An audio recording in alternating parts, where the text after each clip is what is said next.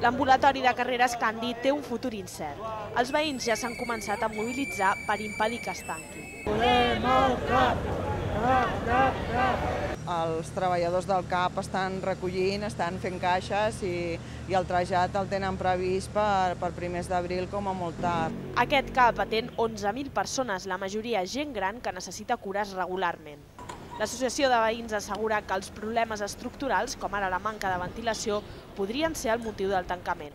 Tot i això, el Departament de Salut no ha confirmat la notícia.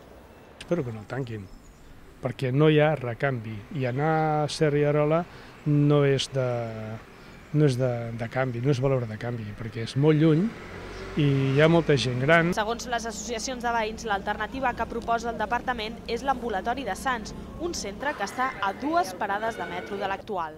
La barbaritat no la poden fer. La gent perjudicada, molta gent que tindrà d'anar cap allà i no té molta salut. Tindria que desplaçar-me molt més, potser no aniria tant al metge.